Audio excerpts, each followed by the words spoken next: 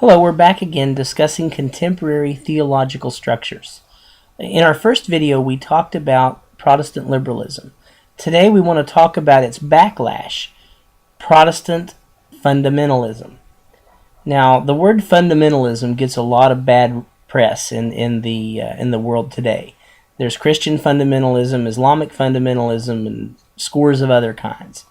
But what I want to speak of about fundamentalism is the historical theological movement that began in the latter half of the 19th century and continued through the 20th.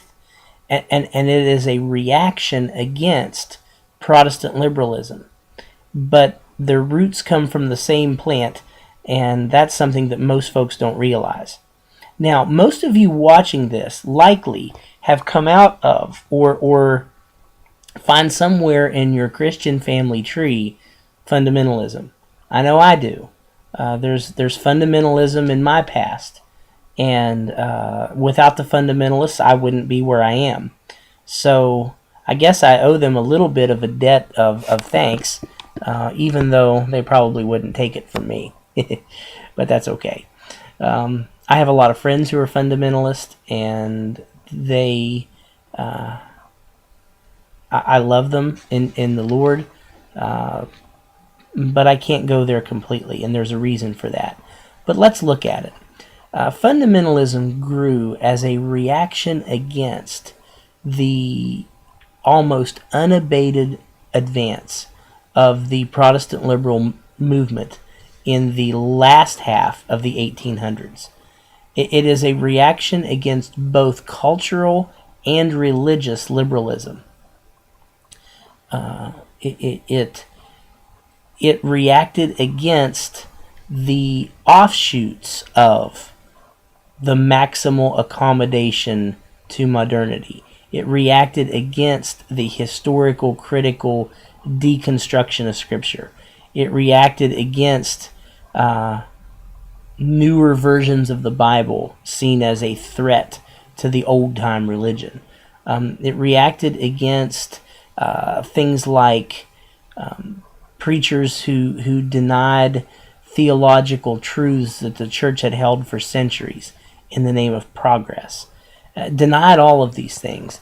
So at least you can see in the very beginning, fundamentalism is a negative movement. It's not for something, rather it's against something. And we want to look at what it's against. It is against the outcroppings of Protestant liberalism. I don't think that fundamentalism ever got to be against the key ideas of liberalism, at least those key claims of modernity. I don't think that fundamentalism ever went that far. It never really grappled with why liberalism existed. It was just a reaction of the fruit that a reaction against the fruit that it bore. Historically, fundamentalism began to grow in the latter half of the 19th century. It grew around the things like the Bible Conference movement, things like Niagara Bible Conference. It grew around public revival preachers.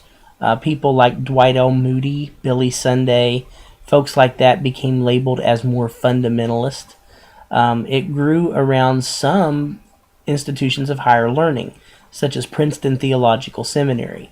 Folks like Charles Hodge and B.B. Warfield and later J. Gresham Machen were very influential and scholarly fundamentalists. But it began to grow as a movement to push back against this liberal onslaught. It continued to grow into the 20th century. But by the 1920s, it became very, very reactionary and culminated in the 1925 infamous Scopes trial, where the former Vice President of the United States, William Jennings Bryan, took it upon himself to be the prosecuting attorney of a high school football coach who taught from a book that taught science from a book that spoke of biological evolution, and it became known as the monkey trial. Well, it was a public relations fiasco for Bible-believing Christians. And it was the club that broke the camel's back, so to speak, of fundamentalism. Fundamentalists came out of that trial looking like buffoons. And so instead of engaging the culture in which they wanted to change, they withdrew and ran away from it and created their little enclaves of fundamentalist religion throughout mostly the American South and Southeast from the 1920s on. And so what happened was instead of putting up a fight against the advances of liberal Protestantism, it paid liberal Protestantism to take the farm. It didn't sell them the farm, didn't give away the farm, it paid them to take it. As they retreated from culture, and Christianity, at least as a public face, became, Protestant Christianity that is, became almost completely and totally liberal. Well, let's look a little bit about what fundamentalism believes. By the way, historically, fundamentalism too is dying as the liberal, true liberals begin to disappear. There's really no reason for true fundamentalists to exist, although it may be morphing into a different form too. We'll talk about that in a minute. Main idea of authority: the Bible is the only authority in fundamentalist circles. And really, it is the particular fundamentalist interpretation that is the real authority. That interpretation is what is key, because the Bible itself, as I've said before, is not a naked book. It doesn't explain itself all the time and requires interpretation. Unfortunately, fundamentalism can and often does degenerate into legalism because tradition and the connection to the historic church is not acknowledged. Most fundamentalists don't give the time of day to church history or historical theology. They don't really give the time of day to theology in itself at all. It really is just doctrine. It is, this is what we believe, and that's it. There is no room for reflection or questioning or inquiry into why we believe what we believe and whether or not certain interpretations are correct. That kind of thinking is not allowed in fundamentalist circles. All you get is, this is what we believe, and if you don't like it, there's the door. That's really the way fundamentalism works, and in such a stifling environment, legalism will take over. Often authority is vested in the preacher or in a small group of leaders that includes the preacher. Most fundamentalist churches or even parachurch organizations function in such a manner where the preacher is the boss. Now let's look at Scripture. In fundamentalist circles, the Bible is seen as God's inspired and inerrant word, often in the form of dictation. You may be familiar with different models of how the Bible is inspired, but in fundamentalist circles, it is usually the idea of dictation. The human author of Scripture was nothing more than a secretary writing down the words that God said. The Bible is often read simplistically in fundamentalist circles, and real Bible difficulties are often ignored. There are difficulties in Scripture. There are theological as well as hermeneutical difficulties that the greatest minds of the last 2,000 years have had to deal with. Fundamentalists never do. Everything is read simplistically. If there is a difficulty, one side is usually chosen, and that's it. There's no more discussion. True wrestling with the text is not allowed. Usually Scripture is read through a dispensational lens, which further detaches believers from the world around them. Now, dispensationalism, to briefly bring you up to speed on this, is the idea that there is, at the end of time, a secret rapture of believers, that we're jettisoned out of here, and then the world gets destroyed. Well, if you believe that, and you really hold tightly to that, then your justification for converting the world, or for working to see the world's conversion, is a better way of putting it, is lessened quite greatly. Because if we're all going to be shot out of here while all the wicked people get destroyed, well, then let's hurry it up. Let's not have the Lord tarry until more and more be saved. Let's get out of this sinking ship now. And it fosters a mentality where concern for the other is not as great as one's own self-preservation. Or at least that's the way I've seen it occur, and I'm certainly not alone in that. So that lens, which is very, very common, that dispensational lens, throughout the world of fundamentalism, can create a real detachment from believers to their environment. In the fundamentalist world, culture is shunned and denounced. We have culture warriors in the fundamentalist world. People who want to take on culture and fight against it rather than interact with it and possibly change it. Anytime you see people who are fighting culture, you're dealing with a fundamentalist mindset, even though you may not be dealing with people who would classify themselves as fundamentalists. That's where I have my greatest struggle with fundamentalism. Culture is not our enemy. Culture is us. Culture is all of us. And if we position ourselves to say that we are against culture, then how are we going to attract people who need to be saved out of that culture? Now, I'm not saying that we condone sin. Of course not. Sin is sin, and it always is sin.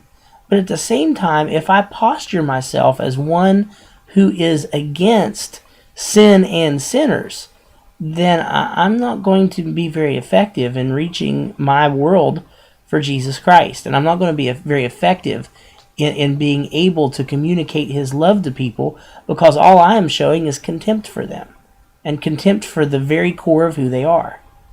Jesus didn't do that. Jesus certainly did not approve of the way the Jews behaved. He did not approve of the hypocrisy and the cutthroat and the lies of the Jewish culture of His day, but yet He came into that culture to seek and to save the lost.